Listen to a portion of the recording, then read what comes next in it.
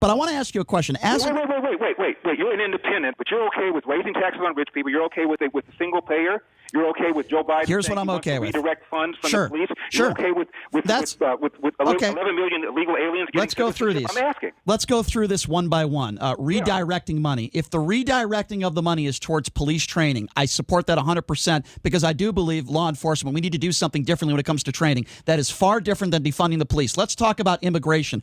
And I have a problem with, I'm for, by the way, I don't have a problem with a wall, and I am for that. But with that being said, 60% of the people that are in this country illegally right now are those that overstay their visas. Why doesn't Donald Trump ever talk about that? I would want ankle bracelets. No, I don't agree with the Democrats. I don't agree with giving these people bank accounts or driver's licenses. I disagree with the way Democrats are handling this. I disagree with the way Republicans are handling this. It's a failure across the board. Let's also keep in mind that will you agree that Republicans are far more likely to do the kinds of things on immigration you want than Democrats? Sure, probably. Right. I would give you that, but let's talk about that 1%. Economy.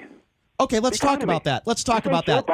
Let's talk about that. The economy than Donald Trump. Let's talk about that. I believe that we should not be giving tax breaks to these CEOs of these Fortune 500 companies. I don't believe in a $15 an hour minimum wage, but I also don't believe in a $7.50 minimum wage. We need to meet somewhere in the middle. I don't agree with. I don't agree with Bernie Sanders. I don't agree with a lot of these people that think a 16-year-old kid should be making $15 an hour at McDonald's. But I also don't believe that if you're making $1 billion a year and you're a CEO of a Fortune 500 company, you shouldn't pay taxes. There has to be some middle ground here, Larry. Do you see what I'm saying?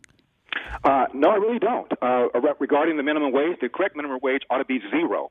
What does a third party have to do with how two consenting people decide to exchange services for money? If you don't like how much money I'm being paid, what business is it of yours? What business is it of Bernie Sanders to demand that an employer pay me $15 if I'm willing to work for 10? So let me ask you a question. Okay, let's go with that then. Let me ask you that. I understand where you're going with that because it's private business and people should be able to do whatever they want. Okay, so let's just talk about Walmart, for example. The billions and boatloads of money that they make. Are you okay with in this day and age paying employees $7 an hour? You don't think they should at least be paying people $10 or $11 an hour? You're okay with that?